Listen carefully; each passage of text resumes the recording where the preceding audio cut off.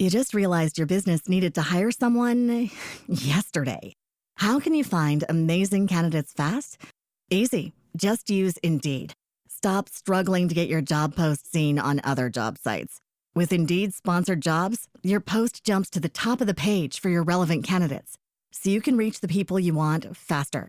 According to Indeed data, sponsored jobs posted directly on Indeed have 45% more applications than non-sponsored jobs. Don't wait any longer. Speed up your hiring right now with Indeed. And listeners of this show will get a $75 sponsored job credit to get your jobs more visibility at Indeed.com/kidsandfamily. Just go to Indeed.com/kidsandfamily right now and support our show by saying you heard about Indeed on this podcast. Terms and conditions apply. Hiring? Indeed is all you need. Are you ready to learn the 3 secrets to launching a successful podcast? Hi, I'm Bill, a recent client of the Podcast Mogul. If you've been thinking about starting a podcast but aren't sure where to begin, he's got you covered. He is hosting a free webinar where he will share the 3 secrets that can help you launch, grow, and monetize your podcast without any fancy equipment or technical headaches. Click the link in the show notes to save your spot now and let him help get your podcast off the ground. Welcome to Invest in Yourself, the Digital Entrepreneur Podcast. Join the Podcast Mogul Phil Better as he interviews successful entrepreneurs that make their living in the digital world. Now, let's join your host, Phil Better, and his special guest today on Invest in Yourself, the Digital Entrepreneur Podcast.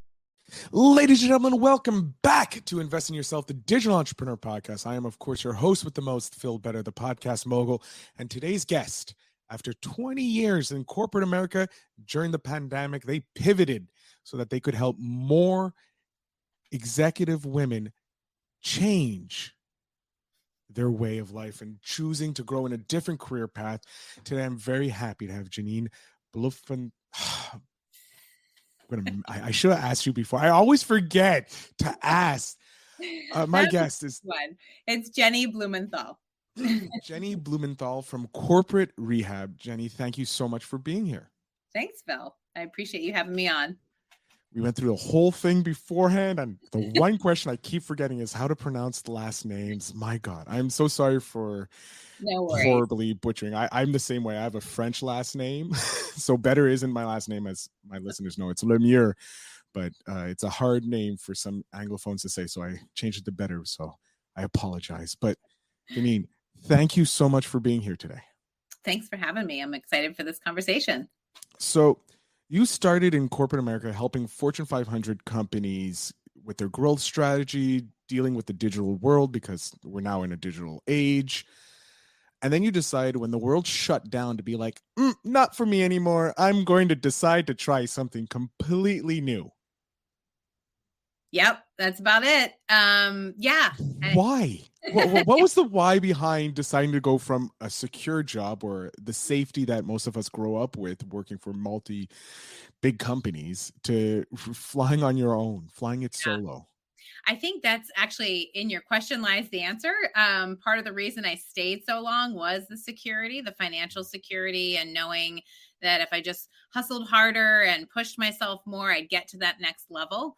And when I got there and actually achieved all the things I had set out to achieve, I felt pretty empty inside, and it didn't fill me up the way I had hoped it would. And so for me, it was a moment of saying in the pandemic, there was a couple of things that happened where our next door neighbor, unfortunately, passed away early on, and we passed his car and it was still strewn with papers and half drunk water bottles. And I was thinking, boy, if that's me tomorrow, like, am I happy with this trade-off that I'm making of working, 14 hours a day and not getting to see my kids grow up? I loved a lot of the work that I did. I was really proud of my team. But I got to a point in the middle of the pandemic when everything shut down and I had an opportunity to get really quiet inside and say, is this still actually lighting me up? Is this still what I want to be doing with my life? And the answer, unfortunately, for me at that point was no. And so it really pushed me to challenge myself to look at the way I was living my life, the things that I was spending my time on, and decide whether they were someone else's dreams that I was living out or were they were my own.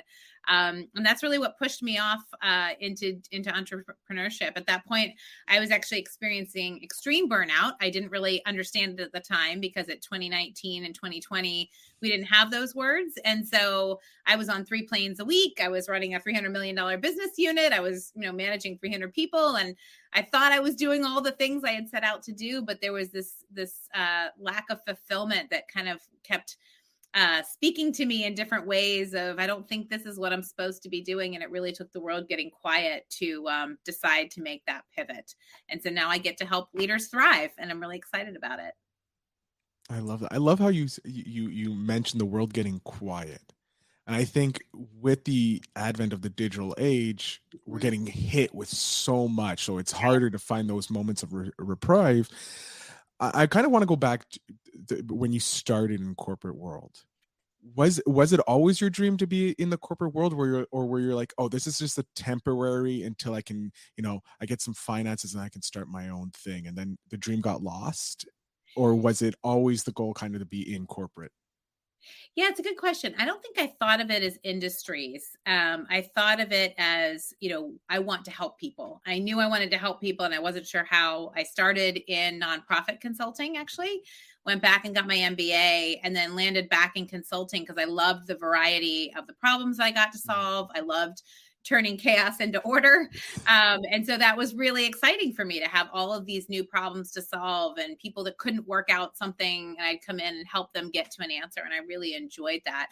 And I didn't really care what industry it was in. So I worked across nonprofit, government, telecom, hospitality, corporate, all kinds of different segments of the industry, as long as I was really feeling like I was making progress in terms of helping other people.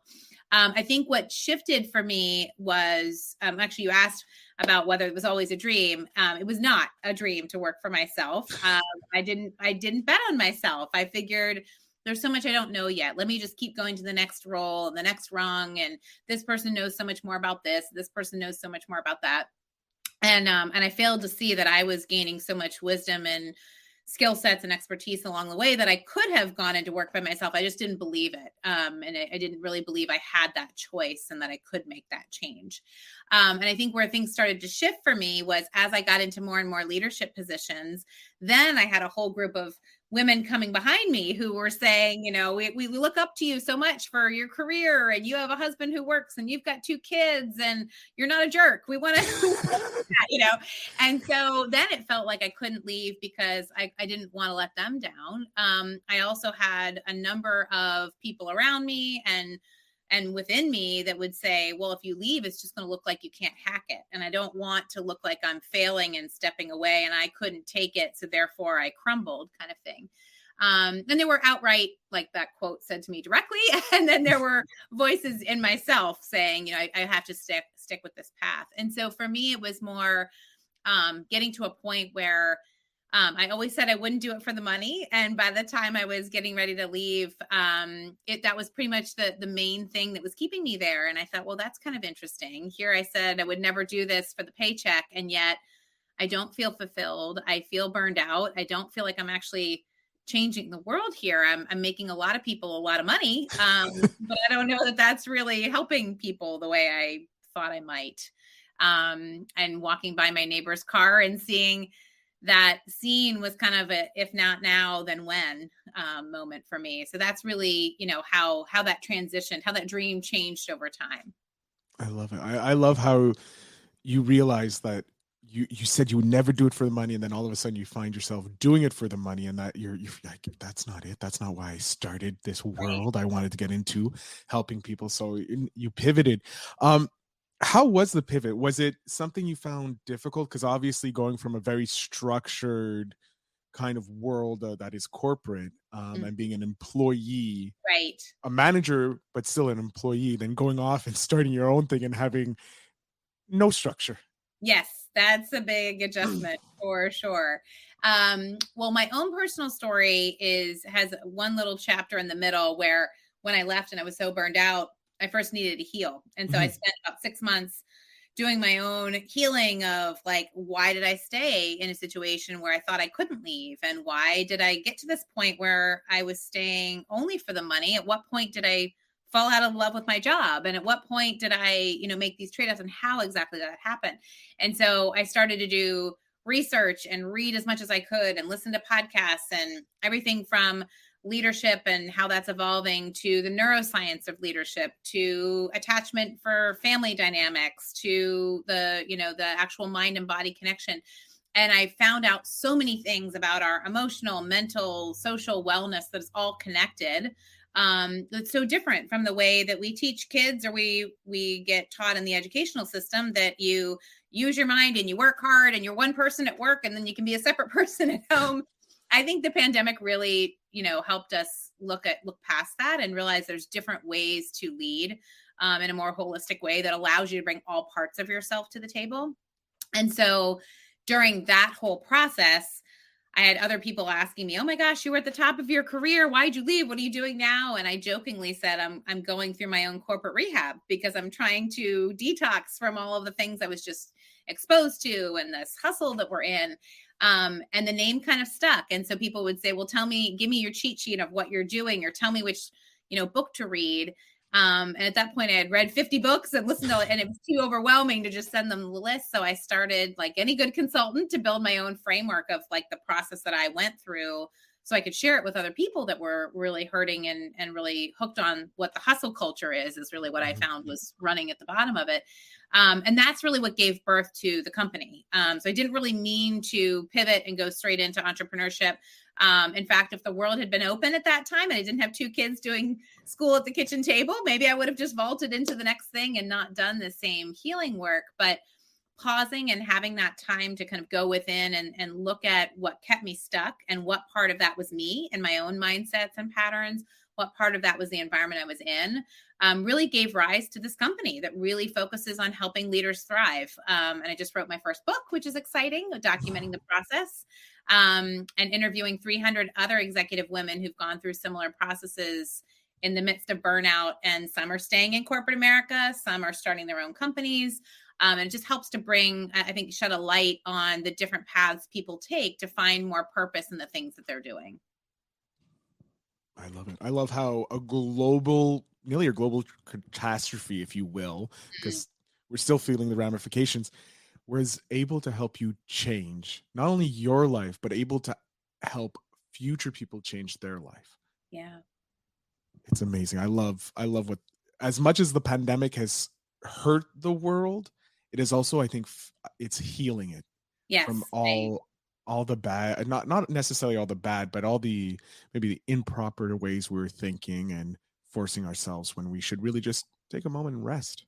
Yes, every once in a while. So true.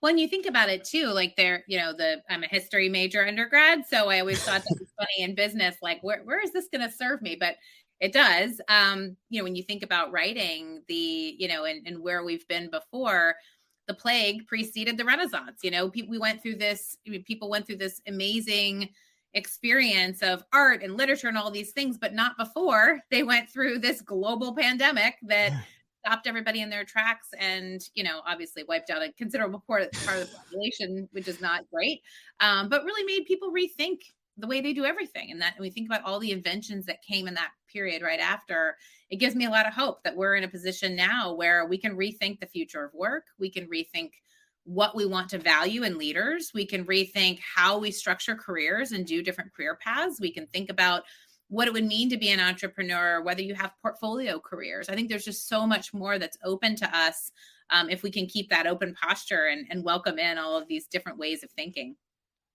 I think we are. I think maybe not immediately in the next 5 to 10 years, but I feel that because of the pandemic putting a hold on the way of life as it was behind, the generations behind us, so maybe not the millennials, we're a little too late, unfortunately, but I think Gen Z and alphas and those that actually experienced the pandemic realize we don't have to be rush, because we did have a period of nearly 2 years where the world slowed down to nothing. Right. So I think maybe in the next 5 to 10 years, we're going to start seeing more and more, because we have people like you, myself, starting these businesses and showing others that, hey, you can start a business online and it doesn't take Right. $300,000. Right. That's Oh, true. the world is so exciting. I love as a millennial, I've lived through many world events, Mhm. and this one just seems like possibly the better one. Like, yes, it was horrible, but there's a much more brighter upside to it than the other ones that we faced. Right. Yeah, I could definitely see that. So many people went through a great awakening of some sort that you're right. That I think that, whether it was a career thing, whether it was something where they discovered a long lost hobby they put off for forever. I think that's another piece to it too. I spoke with so many people that said they finally had, whether it was bread making or early things, Yes. where people, got back in touch with things that light them up. And I think that's a great thing. Yeah, we've lost that. We've lost the spark that helps us keep going because we were always so focused on keeping up with the Joneses and that. Yes. Yes. I want to know, in your 20 years as a in the corporate world, as doing all these amazing things, and now being a corporate rehabber, if you will, for helping former corporate addicts get out of it and change their life. Is there maybe a moment that you're like, wow, this is what I meant to do. Like, this is why I do what I do, be it helping companies or even helping individuals? Yes. In fact, I had one of those moments about 2 hours ago. So I'll talk about that. Yes. Where, so I mentioned I just put this book out and, it was my first book. And so in the process of kind of trying to make sense of the mess I just went through and sort it in my own head so I could give, some insight to others who might be on similar paths. When you do something like that, there's this sense of all of this construction and creation and everything that you're doing, and you put it out into the world and you hope other people understand what you were trying to say or that they connect with it or that it's helpful. Right. Mm-hmm. And so when I launched the book, I got great feedback and, we became a bestseller and very exciting things. And I'm thrilled with that. But the pinnacle for me is getting these reach outs from women that I get almost every day of saying, there's parts of the book that change the way I'm doing things. I got goosebumps when I read this one story. The woman I just spoke to this morning said, I've already followed your content, so I knew what to expect, but the book changed my life. I am now starting my own LLC and going into business for myself and getting out of a toxic workplace situation I'm in. And I can't thank you enough for giving me this, roadmap of what to do. So it's those types of things, I think, that make me feel intensely purposeful. It's not, a $100 million digital transformation strategy that I'm executing anymore, which is what I used to do. But it feels so purposeful. If I've often said this, if I could just give the book away and just help people learn the things that it took me 40 years to learn, I would gladly make sure that the next generation has some of these insights, in their inbox or in their hands, to be able to avoid some of the same mistakes or maybe to go through some of the same situations and see them through a different lens. And so that to me is incredibly purposeful. The whole book is about how the hustle culture and our addiction to it as a society keeps us stuck in situations that aren't as good for us, but how to transition some of your own mindsets and patterns, plus realize what else is around you so that you're making these more intentional choices. And so when I hear from people who have said, I actually did what you said, and here's what happened, and now I've got this great job or whatever it is, or I've started my own company, it's incredibly rewarding. Oh, those. Oh, I'm so jealous. I can't wait to get some of those from my book. But yeah, that's amazing. I love hearing, like, when you get that positive feedback, it just makes, one, it melts my heart because it's like, wow, someone's actually doing what I said. They actually trusted it. But also knowing that you're about to change someone's life, like their life is either going to get better or it's just going to improve slightly. Mm-hmm. And right. that's the reason why was that the reason why you wrote the book? You wanted to give them like the blueprint so that they could have the amazing feeling that you had? Yeah, I think honestly what it was for me was I found that after being so successful in this corporate world and in one dimension of my life, I suddenly had done a lot of hard work, but was given the keys to like the secret of life on some level. I'm like, oh shit, there's a lot more out of here than just climbing a corporate ladder. And I had the kids and the husband and the dog and all the things. I wasn't, Scrooge McDuck standing by myself in my mansion. I was doing all the things that were supposed to make me happy, and I wasn't happy. And so it was this real stop and realization of like, wait a minute, maybe all of these scripts that I've been running on for so long about performance and achievement and, and show up and act like the guys, maybe that's not really working out for me so much. And so I felt like I had been given this really unique gift where I'm learning all of the Brene Brown vulnerability insights and the compassion and Adam Grant psychology, but yet I've been inside the boardrooms of the Jeff Bezos's corporate world. I understand how it works and I know what needs to change.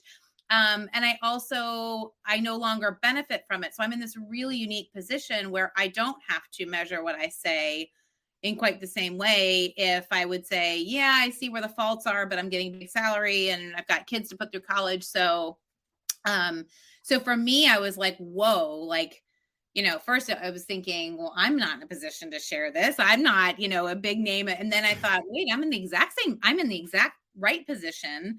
I am the person who says this because I know exactly, what's happening in those boardrooms, but yet I have the freedom to call for a different way and to tell people out there and executives that they don't have to live their lives this way. And there's different choices they can make. And their story is highly personal to them in terms of what lights them up and gets them excited and what they want to spend their time on earth doing. So for me, it felt like a gift that I couldn't keep to myself. I couldn't possibly not share this with other people and watch what happens when they get to, be in charge of writing the next chapter of their own lives. Oh, God, that's awesome. Thanks. It's exciting for sure. I can only imagine. I had the pleasure of talking with a couple other writers and authors, yet I don't feel none of them have said it so elegantly like you. That you're this book is literally just to help one person. Like, just here you go. This is all my struggles, but here, this should help you, and maybe we can change the way the corporate world is run. Right. Because it's like you said, it's focused too much on hustle, and on the short term, I find, and not the long term. I think that's right. And I think that it goes into so much. I mean, I think I wanted to get it right in the book too, that it's not just calling for, peace and rainbows and that's the right way to, I mean, I understand balance sheets. I understand profit. And the other piece that's very real is there's tons of people in those C-suites that have, 300,000 employees to take care of. And those people have jobs and families to feed. And so they could be making these moves from a corporate stewardship place and saying, I have to drive us all so hard because we have to grow in order for people to be able to feed them, their families. So there's that piece too, where people could be coming from a positive scenario. Right. But I think the reality is we're all only, able to be as aware as we are healed.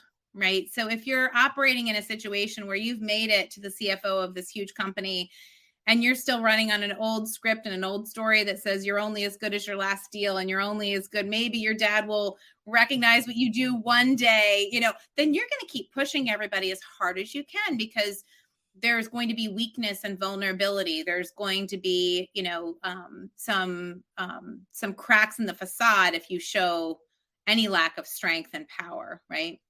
So when you're in that position, it's really hard to see anything else. One great analogy I learned in this process is it's like looking through life through a toilet paper roll. All you see is that one slice of it, and you have no access to the ways you could be leading with empathy and compassion and collaboration. And maybe we can get 1 + 1 = 3 if we're actually able to let our egos sit down for a little bit and not hustle so much, but actually create more innovation. So I'm really excited about what that means in the future of work. To your point, I don't think it's next year. It might actually even be 50 to 100 years. The Renaissance wasn't immediate either. That's true. But But I think there is this collective consciousness that was really raised in the middle of the pandemic, that people said, I can't live like this. I don't want to live like this. And we're in a position where we can make this change. And part of the reason I wrote the book as what can one individual leader do is I feel like all of us in any leadership role, whether you're running your own company, whether you're part of a community, whether you're part of a household, you're part of a corporation, you can impact the circle of influence around you. And you have no idea, the power that can be until you start changing your leadership style and watch what happens. So I think there's huge potential for what we could rebuild and build into a corporate America 3.0 if we all are able to come to terms with giving up a little bit of productivity in terms of what we're hustling for in order to create more worth for everyone.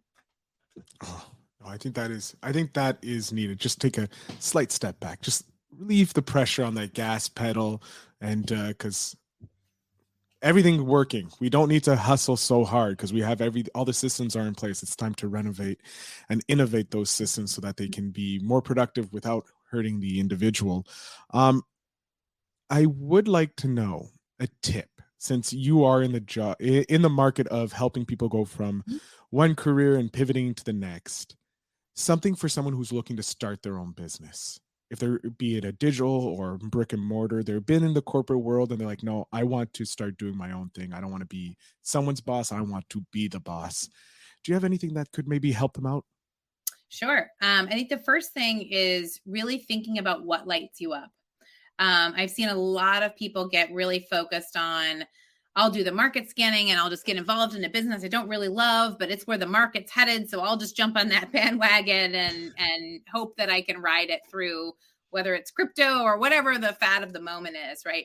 And there's nothing wrong inherently with that. But I think the challenge becomes entrepreneurship is every bit as hard as having if not harder than having a corporate job. And so you want something that's going to light you up, whether that's you get to do the marketing part or as a function, you get to do sales calls, whether that's just the topic that you love, crypto or whatever. Pick something that you can get excited about, because if you don't have excitement in the actual topic or in the function that you're going to be doing, it's really hard to stay focused for the long term. So just do your own little self audit and say, what are the things that get me what can I not stop talking about? What could I dream about? What do even if it's not something that feels like it has a huge amount of revenue attached to it, I think is the first thing.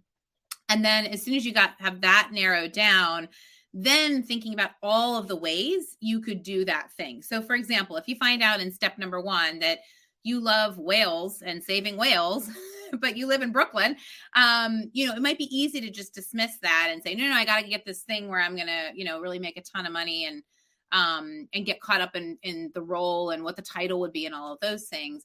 But think about all the different ways you could do that. You could teach about whales. You could, go find another co-founder and start a nonprofit. You could figure out what the technological advances are about the whale community and invest in those types of things. So I know it's a silly example, but the point is so often we get so myopic about what it is that we do and what's the box I'm going to fill. And if I did this, then who would pick up the kids from daycare? And we get so lost in the details. Just spend a little bit of time thinking about those things that light you up, and then be somewhat creative and imaginative about the different ways you could do that before you just launch straight into, starting that business. And I think the last piece I'd ask is, once you've got that piece together, ask yourself what's holding you back, and understanding whether it's a real or a perceived challenge. When I was leaving corporate America, I interviewed so many women for this book, and so many women that are still there. When I'd ask them, what's keeping you here? They'd say, well, I've got to feed my family. But these were people that were making way beyond what they needed to feed their family, but they were stuck, right, in this survival mentality that I'm only as good as this number next to my name, or I have to have this amount to feed my family, as opposed to, okay, why don't you do the math and think about what you actually need to feed your family, plus a little bit of a buffer, and then go look at what are the jobs that could give you that. Because what you're really saying is, I like the identity that I have when I get to earn this amount of money. That if you're really honest with yourself, that's what's keeping you there, not being able to put food on the table. And so I think if you can be honest with yourself about what do you really need to survive in terms of finances, what is really holding you back, you can then decide whether you want to set that belief aside, or whether you need to put some more facts behind that belief, before you actually, take a leap and move on. Amazing advice. I'm speechless from the advice, because it is true. Because I think it's a big fear that people have, that they'll lose the status. Yes. Because they've worked so hard to get to that point, that if they leave, do they lose all the respect, all the things that they built up? So that's very and interesting. I say that, and I agree with you, and I say that without judgment, because that was me too. Oh, yeah. The minute I left, I got offered a job in my dream city, dream hours, but it was a fourth of the salary, and I was so offended. How dare they think I'm only worth that amount? Now looking back on it, I'm like, that was the exact job that would have given me what I said I wanted, but I was still really focused on the part of my identity that was like, but I'm worth this. Well, yeah, you're worth that at 80 hours a week. So if you want to have, if you're doing 40, it's going to be worth less. Exactly. So I think there's some of that where it's easy to, convince ourselves or not be honest with ourselves, because we don't want to appear greedy or appear image conscious or all these other things. But that's attaching judgment to that. Just, if you can maybe give yourself a little bit of space to just understand what's happening and why you feel that way. And then just decide if you want to set that aside or carry it still. More gold from the corporate rehabber herself. There you go. Janine, it's Jenny. It's Jenny. I'm going to read the last question, then I'm going to jump off and let you have the little bit to let us know, because we are running a little bit over, and I don't mind, because it's an amazing conversation with multiple of golden nuggets here. So the question from Spark today, from Seek Discomfort, is, what have you dreamed of doing for a long time, and what's holding you back from doing it? Okay, that's an easy one. An easy surprise question. I have dreamed about being a professional singer, like a country singer, for a long time. And my own fear has held me back. So that's an easy one to do. And I'm aware that I have fears for doing it. So if any of your listeners happen to be a country music star and would like for me to come sing, I would absolutely love to take you up on it, but I'm terrified to make that leap. I'll start putting out feelers. Because I think you'd, if you can go from corporate world and into a successful author, and successful business owner in your own right, there is no doubt that you can crush it at singing. You may not become the next Shania Twain, but I'm guaranteed you can still at least put out an album and crush it. There you go. And you'll have those support. So, Jenny, I'm going to jump off the screen. I'm going to let you have the last little bit. Tell my audience where they can find you, how they can support you, or how they can get get into corporate rehab. Sure. So the best place to go is my website, which is corporate-rehab.com. You can see all of the speaking opportunities to come and speak to your company or your women's network group. You can see the coaching packages that I have. You can get a copy of the book, Corporate Rehab, Ditch the Hustle, Culture, and Thrive Again.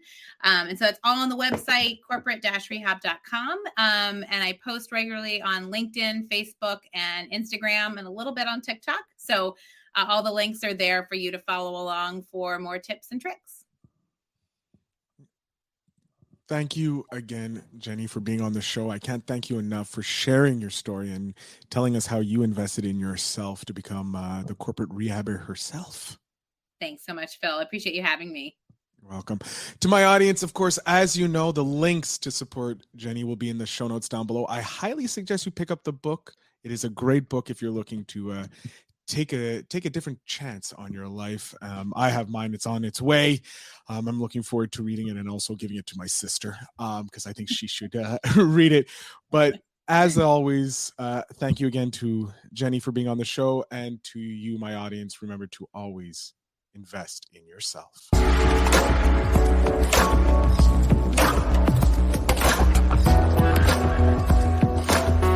Thanks for tuning in. Now it's time to take the next step. When you're ready to dive deeper into how to launch, grow, and monetize your podcast, Phil's got something special for you. Join him for a free webinar where he'll reveal the 3 secrets that have helped countless entrepreneurs succeed in podcasting. Click the link in the show notes to save your spot, and let's turn your podcasting dreams into reality. You just realized your business needed to hire someone yesterday. How can you find amazing candidates fast? Easy. Just use Indeed. Stop struggling to get your job post seen on other job sites. With Indeed sponsored jobs, your post jumps to the top of the page for your relevant candidates, so you can reach the people you want faster. According to Indeed data, sponsored jobs posted directly on Indeed have 45% more applications than non-sponsored jobs. Don't wait any longer. Speed up your hiring right now with Indeed. And listeners of this show will get a $75 sponsored job credit to get your jobs more visibility at Indeed.com/kidsandfamily. Just go to Indeed.com/kidsandfamily right now and support our show by saying you heard about Indeed on this podcast. Terms and conditions apply. Hiring? Indeed is all you need.